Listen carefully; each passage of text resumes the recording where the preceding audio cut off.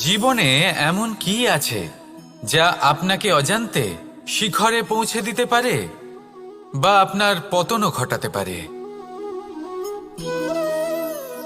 সঙ্গতি। যদি আপনি কোনো শ্রেষ্ঠ ব্যক্তির সঙ্গ লাভ করেন, তাহলে তার শুভ চিন্তা, তার গুণ, তার স্বভাব আপনার মধ্যে চলে আসবে। আপনি আরও শ্রেষ্ঠ হয়ে উঠবেন। আবার সেখানেই যদি আপনি কোনো দুষ্ট ব্যক্তির সঙ্গতি লাভ করেন, কোনো খারাপ মানুষের সঙ্গতি লাভ করেন, তাহলে আপনার শুভ চিন্তা, আপনার গুণ, তা যে কখন আপনার থেকে কেড়ে নেওয়া হবে সেটা আপনি জানতেও পারবেন না। দেখুন, এই সঙ্গতি হলো অত্যন্ত গুরুত্বপূর্ণ। এই সঙ্গতি আপনার নিয়তি নির্ধারণ করে। আপনাকে উদাহরণ দিলে, বৃষ্টির ফোঁটাকে দেখুন। যদি কোনো ফোঁটা গাছের পাতায় এসে পড়ে, তাহলে তা জীবন দান করতে পারে। যদি এমন কোনো ফোঁটা সাপের মুখে এসে পড়ে, তাহলে তা বিষে পরিণত হয়। যেমন সঙ্গ, তেমন নিয়তি। এবার দুর্ভাগ্যের বিষয় হলো এটাই যে বর্ষার ফোঁটা নির্ধারণ করতে পারে না সে কোথায় পড়তে চায়। তার নির্বাচনের ক্ষমতা নেই। কিন্তু আপনার কাছে তো বিবেক আছে, আপনি ভাবতে পারেন, চিন্তা করতে পারেন। তাহলে আপনি ভাবুন, আপনি কি এমন সঙ্গ চান যা শ্রেষ্ঠ, নাকি এমন সঙ্গ চান যা অশুভ? নির্বাচন আপনারই। শ্রেষ্ঠ সঙ্গ বাছুন আর আমার সাথে ভালোবেসে বলুন, রাধা রাধা। আমাদের জীবনে অত্যন্ত গুরুত্বপূর্ণ একটা আশা বসবাস করে, বিশ্বাসের রূপে। বিশ্বাস যা আমরা ঈশ্বরের ওপর করি, ভাগ্য, প্রারব্ধের ওপর করি, নিয়তির ওপর করি। যখনই ভালো কিছু হয় আমরা বলি এ হলো ঈশ্বরের দয়া। যখন খারাপ কিছু হয় আমরা বলি এ হলো ঈশ্বরের মায়া। কখনো ঈশ্বর বা ভাগ্য বা প্রারব্ধ বা নিয়তি। আপনি নিজে কোথায় তা কখনো ভেবেছেন? আপনি বিশ্বাস করছেন ঈশ্বরের উপর, প্রারব্ধের উপর, কখনো নিজের উপর করেছেন? আমি আপনাকে একটা সহজ কথা বলি, যদি আপনি ঈশ্বরের উপর বিশ্বাস রাখেন, শুধুই ঈশ্বরের উপর বিশ্বাস, তাহলে আপনি সেটাই পাবেন যেটা আপনার ভাগ্যে লেখা রয়েছে। কিন্তু যদি আপনি নিজের উপর বিশ্বাস রাখেন, আত্মবিশ্বাস রাখতে শেখেন, তাহলে ঈশ্বর আর নিয়তি দুজনে মিলে আপনার ভাগ্যে সেটাই লিখবে যা আপনি চাইছেন। তাই মনে রাখবেন, সাফল্যের পথ হলো এই বিশ্বাস। নিজের আত্মবিশ্বাসকে ধরে রাখতে শিখুন। দেখবেন আত্মা প্রসন্নতায় ভরে উঠবে। তাহলে আসুন এই প্রসন্ন ভাব নিয়েই বলুন, রাধা রাধা।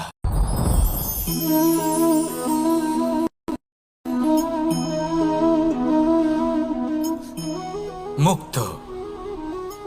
এই মুক্তই সবাইকে মোহিত করে দেয়, নিজের দিকে আকর্ষিত করে। অত্যন্ত সুন্দর, গোল, শুভ্র। মুক্ত দ্বারা নির্মিত আভূষণ, তা হয়তো সে মুকুটই হোক বা কোনো স্ত্রীর অলংকার, তাকে আরো সুন্দর করে তোলে, তাকে আরো সুন্দর দেখতে লাগে। এবার এই মুক্তকে এত সুন্দর দেখার জন্য কত কষ্ট সহ্য করতে হয় তা কি কখনো আপনি ভেবেছেন? এই মুক্ত ঝিনুক থেকে বের করা হয়। ঝিনুক, যা কিনা সমুদ্রের তলদেশে থাকে। ওকে কত কষ্ট সহ্য করতে হয়, জলের চাপ সহ্য করতে হয়, সমুদ্রের স্রোত সহ্য করতে হয়। এই ঝিনুককে এত কষ্ট সহ্য করতে হয়, এই মুক্তকে এত কষ্ট সহ্য করতে হয়, তারপরে এর রূপ এত সুন্দর হয়। যদি আপনিও আপনার পরিশ্রমের সৌন্দর্য, নিজের পরাক্রমের সৌন্দর্য এই সংসারে প্রকাশিত করতে চান, তাহলে আপনাকেও কষ্ট সহ্য করতেই হবে। তাই জীবনে যখনই সংকট আসবে, বিপদ আসবে, সমস্যা আসবে, তখন একে সুযোগ হিসেবে গ্রহণ করুন। কারণ এই বিপদের সাথেই লড়াই করে আপনি মুক্তর মতোই পরিশুদ্ধ হয়ে উঠবেন। তাহলে আসুন আর আমার সাথে ভালোবেসে বলুন, রাধা রাধা। আপনি কি জানেন আপনার জীবনে আপনার আসল জীবনসাথী কে হন? মাতা পিতা, ভাই বোন, স্বামী স্ত্রী?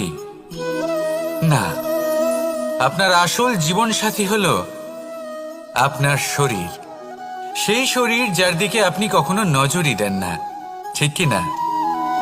এবার যে মানুষ এই রহস্য বুঝতে পারেন তার জীবন এমনি শুভ হয়ে যায়।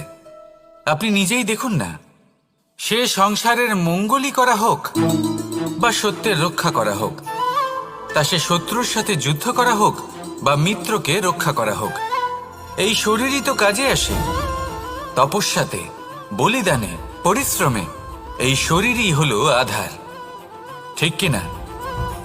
তাই আমাদের কর্তব্য হলো যে আমরা যেন নিজের শরীরের যত্ন নিই। আমরা কি খাই, আমাদের কি খাওয়া উচিত, এটা যেন বুঝি। কোনটা সুপাচ্য আর কোনটা নয়, এটা যেন বুঝি। কারণ যেমন হবে অন্ন, মনও তেমনই হবে। যত ভালো অন্ন তত ভালো মন। আর সুস্থ শরীর হলো সুস্থ মনের আধার, এ কথা অবশ্যই মনে রাখবেন। আর যদি মন সুস্থ থাকে তাহলে সকল শুভ উদ্দেশ্য পূর্ণ হবে। তাহলে আসুন আর আমার সাথে ভালোবেসে বলুন, রাধা রাধা। কথায় আছে যে দৃষ্টি অত্যন্ত কঠোর হয়, অত্যন্ত শক্তিশালীও হয়। কথায় আছে যে কারোর উপর যদি কুদৃষ্টি পড়ে তাহলে তার বিনাশ কেউ আটকাতে পারে না। এই যে কুদৃষ্টি, এর উপাচারও আমাদের কাছে রয়েছে। যখন আমরা বাড়ি নির্মাণ করি তখন একটা কালো মুখোশ লাগাই, যাকে রক্ষা কবচ মনে করা হয়, কুদৃষ্টি থেকে বাঁচার জন্য। যখনই কোনো বাচ্চা বাইরে যায় তখন তার মাথায় আমরা একটা কাজলের টিপ পরিয়ে দিই, কুদৃষ্টি থেকে বাঁচার জন্য। অর্থাৎ এই সংসারে কুদৃষ্টি থেকে বাঁচার উপাচার রয়েছে। উপাচার যদি কিছু না থেকে থাকে তাহলে তা হলো দৃষ্টিভঙ্গির। যদি আপনার দৃষ্টিভঙ্গি অনুচিত হয় তাহলে আপনার পতন কেউ আটকাতে পারবে না। না পারবে কালো মুখোশ, না কালো টিপ, না স্বয়ং ঈশ্বর। সেই জন্য নিজের দৃষ্টিভঙ্গি শুভ করে তুলুন, সব কিছু শুভই হবে। আসুন আমার সাথে ভালোবেসে বলুন, রাধা রাধা। কথায় আছে যে জীবনের আধার হলো সম্পর্ক, প্রসন্নতারও এবং ঈশ্বরের সাথে দেখা পাওয়ারও। এবার এই সম্পর্কের আধার আসলে কি? সেবা? না। বোঝাপড়া? না। অপেক্ষা? না। এই সম্পর্কের আধার হলো বিশ্বাস। যদি বিশ্বাস ভেঙে যায় তাহলে জেনে রাখবেন যে সম্পর্করূপী এই ভবন, এর ভিতই ভেঙে গেল। আর যদি ভিত ভেঙে যায় তাহলে সেখানে অন্য কোনো ভবন নির্মাণ সম্ভব নয়, সম্ভবই নয়। এই সমস্ত সম্পর্কের বিশ্ব বিশ্বাসে বসবাস করে। এই বিশ্বাস হলো অত্যন্ত গুরুত্বপূর্ণ। এই বিশ্বাসের জোরেই আমি আর রাধা কোনো সাংসারিক বন্ধনে আবদ্ধ না হয়েও এক অত্যন্ত দৈব অলৌকিক বন্ধনে আবদ্ধ। এই হলো বিশ্বাস, যার দ্বারা 11 অক্ষৌহিনী সেনার সামনে অর্জুন দাঁড়িয়েছিল এবং জয়ী হয়েছিল। এই বিশ্বাস হলো অত্যন্ত গুরুত্বপূর্ণ। তাই বিশ্বাস করতে শিখুন, বিশ্বাস দিতে শিখুন, বিশ্বাস পালন করতে শিখুন। আর আমার সাথে ভালোবেসে বলুন, রাধা রাধা। এই সংসার অত্যন্ত বিচিত্র এক স্থান। এ সত্য খুঁজতে থাকে, আর সত্য খুঁজে পেলেই তা প্রমাণ করতে চায়। সে চায় তার প্রমাণ পেতে, সাক্ষী পেতে চায়। সেক্ষেত্রে আমাকে বলুন যে সত্য কি করতে পারে? সেই ব্যক্তি যে সত্যকে ধরে আছে সে কি করবে? কিছুই নয়। কিছু করার প্রয়োজনই নেই, শুধু তাতে টিকে থাকতে হবে, সেই হিমালয়ের মতো যা আজ পর্যন্ত টিকে রয়েছে। যদি আপনি সত্যবাদী হন তাহলে আপনার কিচ্ছু প্রমাণ করার কোনো প্রয়োজন নেই। যদি প্রয়োজন থাকে তাহলে সত্যের সাথে টিকে থাকার। এই সময় নিজে সাক্ষী হবে, নিজে প্রমাণ দেবে। এই নিয়তি স্বয়ং প্রমাণিত করবে যে আপনি সত্যবাদী ছিলেন, আপনি সত্যের পথে ছিলেন। তাহলে আসুন আর আমার সাথে ভালোবেসে বলুন, রাধা রাধা। ঈশ্বর আমাদের হাত প্রদান করেছেন। হাত যা জড়ো করা হয় প্রণাম করার জন্য, ঊর্ধ্বগামী হয় প্রার্থনার জন্য। এই হাত যার দ্বারা আমরা খাবার খাই, ফসল উৎপাদন করি। কিন্তু এই হাতের দ্বারা সবথেকে শ্রেষ্ঠ কাজ কি হতে পারে? সেবা। আগে হ্যাঁ, সেই হাত যা সামনে এগিয়ে আসে সেবা করার জন্য, যে সেবা করে তাদের যারা দুঃখে থাকেন, নিরাশ হয়ে থাকেন, যারা সেবা করেন তাদের যারা কিনা দরিদ্র, সেই হাত হলো সব থেকে অধিক মহান। ঈশ্বরকে দীনবন্ধু বলা হয়ে থাকে, কারণ যারা দুঃখী হন, নিরাশ হন, দরিদ্র হন, ঈশ্বর তাদের সাহায্য করেন, তাদের সহায়ক হন, তাদের মধ্যে ঈশ্বর বাস করেন। তাই আপনারা যদি এটাই করেন, যারা দুঃখে আছেন, নিরাশ হয়ে আছেন, যাদের সাহায্যের প্রয়োজন রয়েছে, যদি আপনি তাদের সাহায্য করেন, তাহলে আপনি এমন এক চৈতন্য লাভ করবেন যে আপনি তৃপ্ত হয়ে উঠবেন। তাহলে সবার সেবা করুন আর আমার সাথে ভালোবেসে বলুন, রাধা রাধা। ভয়। জীবনে আমরা কোন কোন বিষয়ে ভয় পাই? কোনো মানুষকে হারানোর ভয়, কখনো আমাদের কোনো লাভ করে না, এটা সবসময় আমাদের পিছনে ঠেলে আর নিচু স্তরে নামিয়ে দেয়, কখনোই আমাদের উত্থানের কারণ হয় না। তাই জীবনে যদি কোনো ভয়ের কারণ থাকতেই হয়, তা শুধুই এটা যে মানুষের কথা ভাবতে ভাবতে, সম্পর্কগুলিকে হারানোর ভয়, মানুষকে হারানোর ভয়, সবার মন রাখতে রাখতে আপনি যেন নিজেকে, নিজের ভাবনা চিন্তাকে না হারিয়ে ফেলেন। যদি এরকম হয়, যদি সকলের মন রাখতে রাখতে আপনি নিজেই নিজেকে হারিয়ে ফেলেন, নিজের ভাবনা, নিজের লক্ষ্য, নিজের মন্তব্যকে হারিয়ে ফেলেন, তাহলে সংসারে যতই যাই হয়ে যাক না কেন, প্রসন্নতা লাভ করবেন না। তাই রক্ষা তাকেই করুন যে আপনাকে রক্ষা করে, আপনার মানসিকতা, আপনার ব্যক্তিত্ব, আপনার লক্ষ্যকে রক্ষা করে। আর যদি কোনো বিষয় ভীত হতে হয়, তবে আপনি যেন নিজের উদ্দেশ্যের থেকে দূরে না চলে যান। তাহলে আসুন আর আমার সাথে ভালোবেসে বলুন, রাধা রাধা। সময় একটু একটু করে কেটে যায়, একটু একটু করে নিকটে আসে। খুব অদ্ভুত ব্যাপার। এই সময় প্রতিকূল হলেও একটু একটু করে কেটে যায়। এই সময় যদি ভালো হয়, তাহলে একটু একটু করে নিকটে আসে। অনুচিত তখনই হয় যখন আমরা নিজেদের অসফলতার জন্য সময়কে দোষ দিই, কিন্তু আসলে তেমনটা হয় না। আপনার পরিশ্রম আর প্রয়াস দ্বারাই আপনি সাফল্য লাভ করবেন, সময়ের দ্বারা নয়। যদি এই সাফল্য একটা সুন্দর ভবন হয়, তাহলে সময় হলো তার দেওয়ালের রং, যা সময়ের সাথে বদলাবে, সময়ের সাথে ফিকেও হয়ে যাবে। কিন্তু সাফল্যের এই ভবন আপনাকেই নির্মাণ করতে হবে, আপনার পরিশ্রমের ইট দ্বারা এবং প্রয়াসের চুনসুরকি দ্বারা। তাই পরিশ্রম আর প্রয়াস করতে থাকুন, সাফল্য আপনি অবশ্যই পাবেন। সময় যদি আজ ভালো না হয়, তাহলে কাল অবশ্যই হবে। প্রয়াস করতে থাকুন আর আমার সাথে ভালোবেসে বলুন, রাধা রাধা। এ হলো গোলাপ ফুল। একে আমরা সকলেই চিনি। সমগ্র সংসার ভালোবাসে এই পুষ্পকে। এই ফুল দেখতেও সুন্দর। সবথেকে বেশি গুরুত্বপূর্ণ কথা হলো এর সুগন্ধ, যা দূর দূরান্ত থেকে ব্যক্তিদেরকে আকৃষ্ট করে। এই সুন্দর পুষ্প একটু মন দিয়ে দেখলেই দেখা যায় এর নিচে কাঁটা রয়েছে। এই সংসার বলে, এ প্রকৃতির কেমন রচনা, এত কোমল পুষ্প, এটা কি তীক্ষ্ণ কাঁটা সহ প্রস্ফুটিত হয়? এটাই হলো জীবনের সত্য। আমাদের অন্তরের সদ্গুণ, সেগুলিও এই ফুলের মতোই সুন্দর। সংসার এর সৌন্দর্য দেখতে পায়, এর সুগন্ধ চতুর্দিকে ছড়িয়ে পড়ে। কিন্তু এই সদ্গুণ জাগ্রত করে তোলার জন্য কঠোর পরিশ্রম করতে হয়, প্রতিনিয়ত চেষ্টা করে যেতে হয়। তাই জন্য যদি আপনি জানেন আপনার পথ উচিত, কিন্তু তা কাঁটায় পরিপূর্ণ, তাহলে থামবেন না, চলতে থাকুন।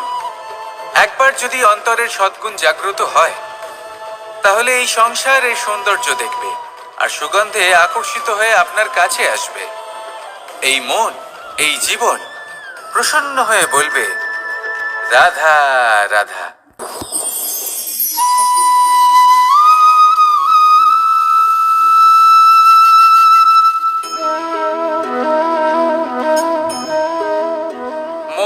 জীবনের বাঁশির এই সুর, এই সঙ্গীত কার না পছন্দ হয়? সবারই খুব ভালো লাগে। এবার এই সুর আসে কোথা থেকে? কেউ বলবেন কৃষ্ণের হৃদয় থেকে। সত্য কথা, এই সুর হৃদয় থেকে নির্গত হয় এবং প্রকট হয় এই বাঁশি থেকে। এই বাঁশিটাকে দেখুন, এই ছিদ্রগুলি দেখুন, প্রত্যেকটা সুর থেকে নিজস্ব একটা স্বর নির্গত হয়। এবার যে ব্যক্তি এই সমস্ত সুর এবং স্বর বুঝতে পারেন, এতে নিপুণ, তিনি এই বাঁশির দ্বারা যে সুর নির্গত করবেন তা তো মধুর অবশ্যই হবে। এবার জীবনের সাথেও কিছুটা এরকমই ঘটে। জীবনের কিছু নীতি থাকে, অর্থ, কুটুম্ব এবং আধ্যাত্মিক। যদি জীবনের প্রত্যেকটা মুহূর্ত সুখময় হয় এরকম আপনি চান, তাহলে এই তিনটি নীতিতে আপনাকে নিপুণ হতে হবে। কোনো একটি বিশেষ নীতির প্রতি যদি আপনি বেশি ঝুঁকে পড়েন, তাহলে বাকি দুই নীতি থেকে যা সুখ লাভ করা সম্ভব তা পারবেন না। ধন অর্জন করতে হবে পরিবারের জন্য, পরিবারের সুখ মনের শান্তির জন্য, মনে শান্তির প্রয়োজন মনের শুদ্ধতার জন্য। যখন এই মন শুদ্ধ হবে, জীবন শুদ্ধ হবে, পবিত্র হবে, সুন্দর হবে এবং ভালোবেসে বলবে রাধা রাধা। যত শক্তিশালী এই মন, তত সারথি শক্তিহীন হয়, দুর্বল হয়। তাহলে এই রথের কি হবে? এটা উচিত পথে চলতে পারবে না, উচিত গতিতে চলতে পারবে না, মন মতো স্থানে এটা পৌঁছতেও পারবে না। সেই জন্য মনের শক্তি অত্যন্ত প্রয়োজনীয়। এবার মনের শক্তি আমরা কোথা থেকে লাভ করি? দৃঢ়তার শক্তি থেকে। এবার এই শক্তি আমরা কিভাবে বাড়াতে পারি? আমরা প্রতিদিন কিছু নতুন স্থির করি, কিছু ছোট কিছু বড়। আর যেই আমরা নতুন কিছু পূর্ণ করি, আমাদের মনের শক্তি বেড়ে যায়। আর যদি পূর্ণ না করতে পারি, মনের শক্তি কমে যায়। একটা দেওয়ালের মতো ছোট ছোট ছোট ছোট শিলা আমরা একটার পর একটা স্থাপন করে একটা দেওয়াল তৈরি করি। এতগুলো পাথর যখন একত্রিত হয়ে যায়, তখন এমন এক দেওয়াল তৈরি হয় যাকে ভাঙা প্রায় অসম্ভব হয়ে দাঁড়ায়। সেরকমই হয় মন এবং দৃঢ়তা।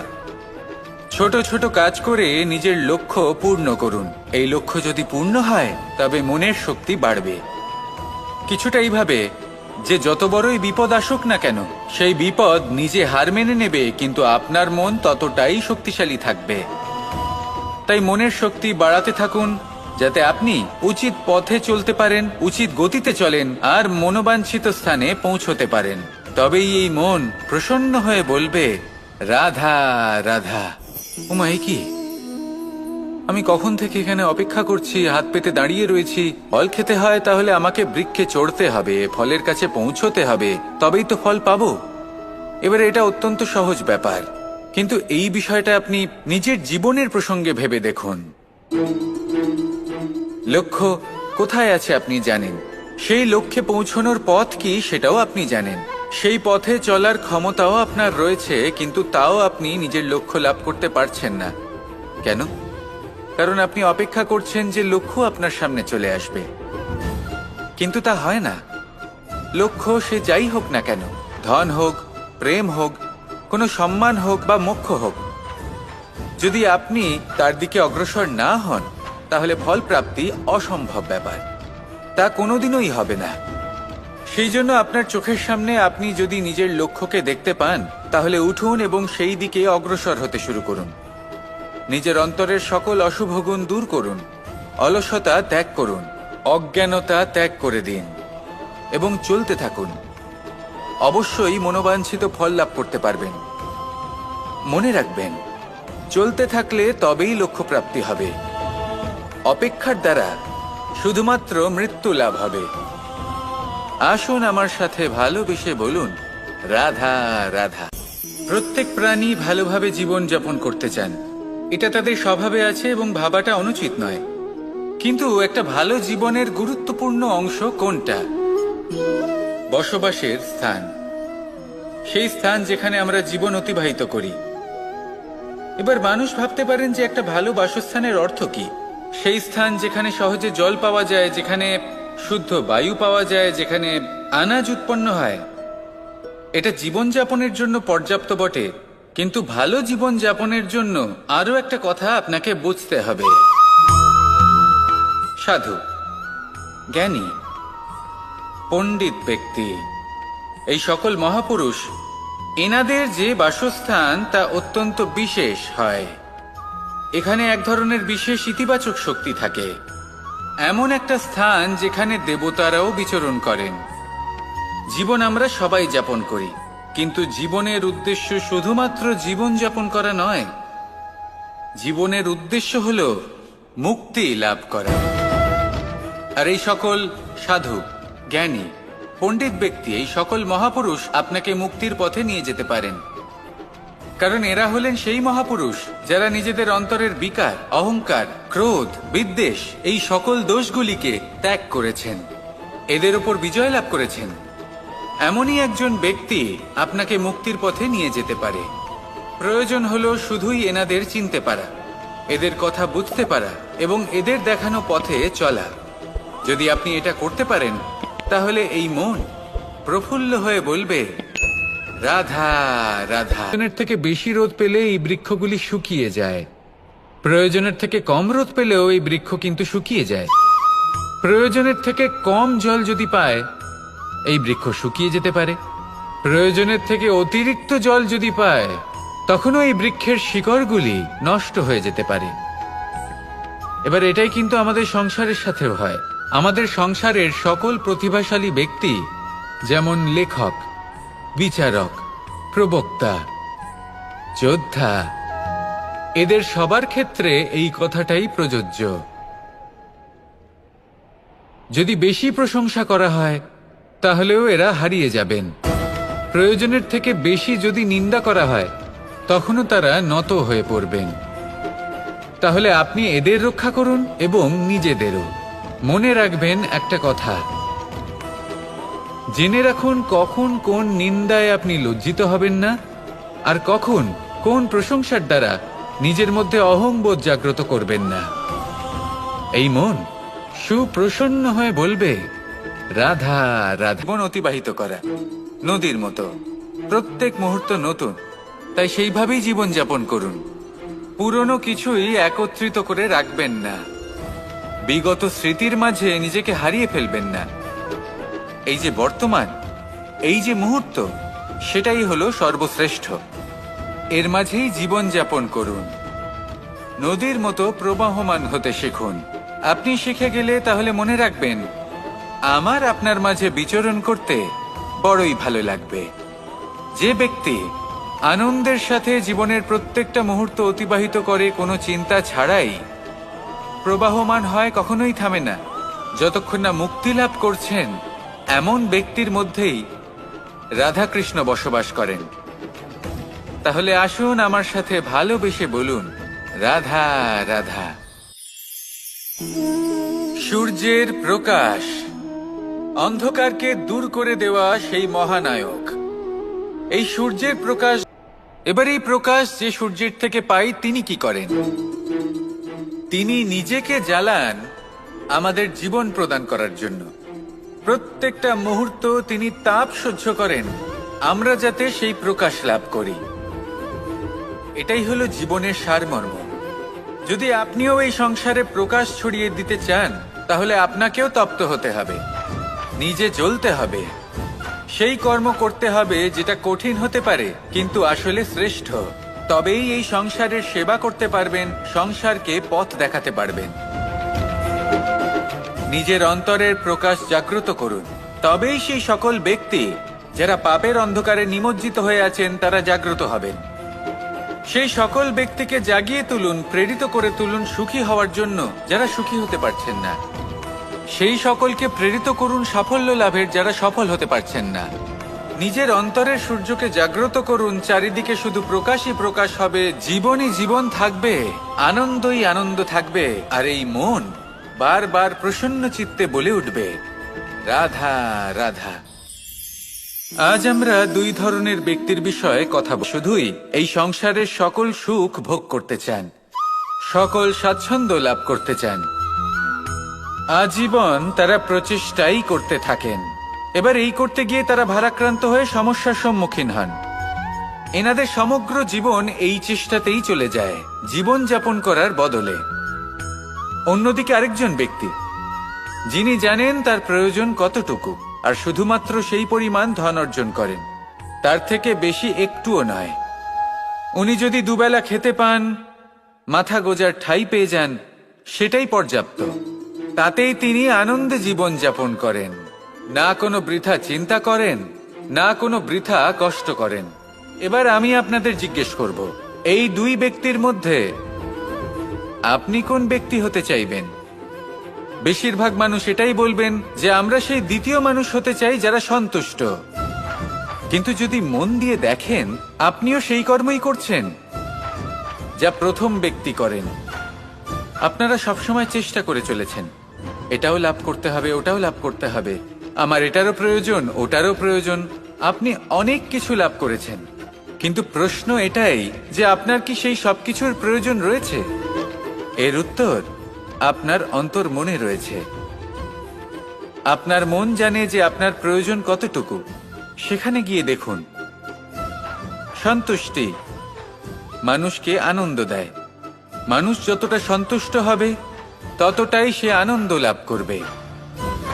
এবার আপনাকে এই সিদ্ধান্ত নিতে হবে যে আপনি কখন আর কোথায় সন্তুষ্টি লাভ করবেন, কত কিছু লাভ করার পরে সন্তুষ্ট হবেন। এই উত্তর আপনি মন থেকে পাবেন। এই সমাজের চাহিদায় জড়িয়ে নিজেকে বিভ্রান্ত করবেন না। নিজের অন্তরের এই মিথ্যে অহংবোধকে প্রশ্রয় দিতে গিয়ে যদি আপনি এরকম প্রয়াস করতে থাকেন, তাহলে জীবনযাপন কখন করবেন?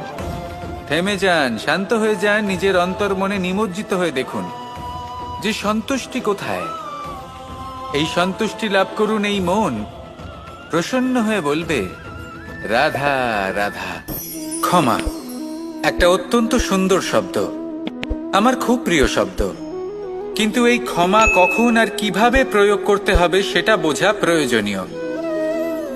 এক, যদি আপনি কোনো অন্যায় করেন আর ক্ষমা না চান, ক্ষমা প্রার্থনা না করেন, ক্ষমা চাওয়া থেকে এড়িয়ে যান, তাহলে তাতে আপনারই ক্ষতি হবে।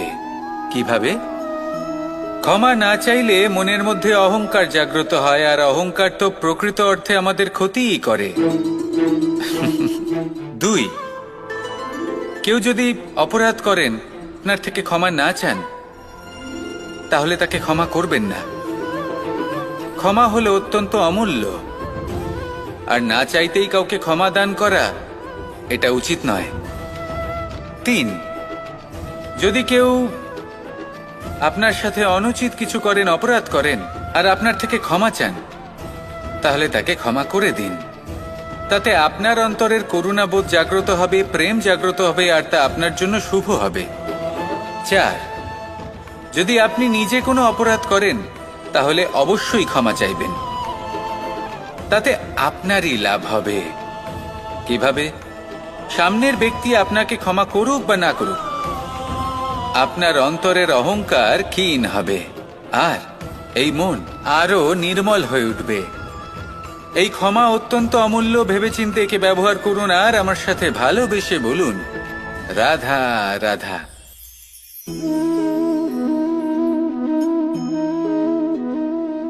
ভোজনের দ্বারাই শরীর পুষ্টি লাভ করে। ছোটবেলা থেকে আজ পর্যন্ত যাই আপনার ভোজন হয়ে থাকুক, যাই আপনার আহার হয়ে থাকুক, সেই অনুসারেই আপনার শরীর গঠিত হয়েছে। এই ভোজন অত্যন্ত গুরুত্বপূর্ণ, সেজন্য এর প্রত্যেক অংশকে বোঝা খুব আবশ্যক। প্রথম অংশ, যে আমরা কি গ্রহণ করছি, এই ভোজন কোন স্থান থেকে আসছে সেটা বুঝুন। দ্বিতীয় অংশ, ভোজন কে বানাচ্ছেন। এই ভোজন সর্বশ্রেষ্ঠ তখনই হয় যখন মাতার হাতে তৈরি করা ভোজন হয়। কিন্তু যদি মাতার তৈরি করা ভোজন আপনি প্রাপ্ত নাও করতে পারেন, তাহলে সেই ব্যক্তির ভোজন তৈরি করা উচিত যিনি সাত্ত্বিক। তৃতীয় অংশ, কোন স্থানে আপনি ভোজন গ্রহণ করছেন। যে স্থানে আপনি ভোজন গ্রহণ করছেন তা সাত্ত্বিক হওয়া উচিত। তাহলে অত্যন্ত গুরুত্বপূর্ণ। এবং চতুর্থ সবথেকে গুরুত্বপূর্ণ অংশ, তা হলো এই ভোজন আপনি যার দ্বারা প্রাপ্ত করেছেন যেখান থেকে প্রাপ্ত করেছেন, যে স্থানে বসে আপনি ভোজন গ্রহণ করছেন তার প্রতি কৃতজ্ঞতা প্রকাশ করুন এবং ভোজন পূর্ণরূপে সমাপ্ত করুন। তবেই এই ভোজন আপনাকে সুখী জীবন দান করবে, সুস্থ শরীর দেবে, আর এই মন তা সুপ্রসন্ন হয়ে বলবে যে আমি ওখানে পেতে পারি না, সবকিছুই পেতে পারি, তাও এখানে বনে একা বসে আছি। কোন সুখ খুঁজে চলেছি? একা থাকার সুখ। আমরা প্রত্যেকদিন অনেক মানুষের সাথে, চিন্তাধারার সাথে, কর্মের সাথে, পরিস্থিতির সাথে, সুখ দুঃখের দ্বারা বেষ্টিত থাকি। জীবনের এই চক্রে আমরা জড়িয়ে পড়তে থাকি।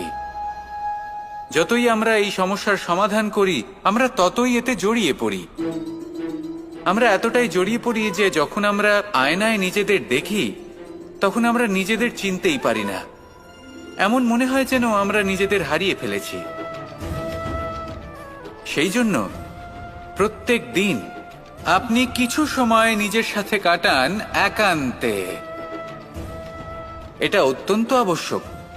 নিজের অস্তিত্বের গভীরে গিয়ে দেখতে শিখুন, নিজেকে বুঝুন। অদ্ভুত শান্তির অনুভূতি হবে। যেমন এই বায়ু, এই বৃক্ষ, এই পুষ্প, এই নিসর্গ, এদের মতো আপনিও কখনো একলা হতে শিখুন, কখনো নিসর্গের একটা অংশ হয়ে দেখুন। এই মন প্রসন্ন হয়ে বলবে রাধা। অবশ্যই সহ্য করতে হবে, এটাই হলো প্রকৃতির নিয়ম। এই নিয়ম কিন্তু আমরা সবাই জানি, কিন্তু আমাদের মধ্যে বেশিরভাগ মানুষ এই বিভ্রান্তি নিয়ে বাঁচি যে এই যে প্রকৃতির নিয়ম তা আমার উপর প্রযোজ্য নয়। তা কিন্তু নয়। আমাদের চতুর্দিকে এই যে নিসর্গ রয়েছে, আমরা তার কতটা ক্ষতি করি সেটা একবার ভেবে দেখুন। আমরা বনাঞ্চল জ্বালিয়ে দিই, বায়ু দূষিত করি, জল দূষিত করি, প্রাণীদের হত্যা আমরা করি। কেন? এই নিসর্গ আমরা নষ্ট করি, যদিও আমরা জানি যে আমরাও হলাম এই নিসর্গেরই অংশ। এবার দেখুন, শরীরের কোনো অংশে যদি আগুন ধরান, আস্তে আস্তে সমস্ত শরীরও জ্বলে যাবে। সেইভাবেই নিসর্গ যদি নষ্ট হয়ে যায়, তাহলে মনুষ্য জাতিও নষ্ট হয়ে যাবে। তাই এই যে নিসর্গ আপনি দেখছেন, এই পুষ্প, এই বৃক্ষ, বায়ু, জল, এদের সকলকে রক্ষা করুন, নষ্ট নয়। মনে রাখবেন, যদি নিসর্গ থাকে মানুষ থাকবে, যদি নিসর্গ থাকে তাহলেই জীবন থাকবে। আসুন আমার সাথে ভালোবেসে বলুন রাধার। কেমন রচনা! এত কোমল পুষ্প, এটা কি তীক্ষ্ণ কাঁটা সহ প্রস্ফুটিত হয়? এটাই হলো জীবনের সত্য। আমাদের অন্তরের সদ্গুণ, সেগুলিও এই ফুলের মতোই সুন্দর। সংসারের সৌন্দর্য দেখতে পায়, এর সুগন্ধ চতুর্দিকে ছড়িয়ে পড়ে। কিন্তু এই সদ্গুণ জাগ্রত করে তোলার জন্য কঠোর পরিশ্রম করতে হয়, প্রতিনিয়ত চেষ্টা করে যেতে হয়। তাই জন্য যদি আপনি জানেন আপনার পথ উচিত কিন্তু তা কাঁটায় পরিপূর্ণ, তাহলে থামবেন না, চলতে থাকুন। একবার যদি অন্তরের সদ্গুণ জাগ্রত হয়, তাহলে এই সংসার এই সৌন্দর্য দেখবে আর সুগন্ধে আকর্ষিত হয়ে আপনার কাছে আসবে। এই মন, এই জীবন প্রসন্ন হয়ে বলবে রাধা রাধা।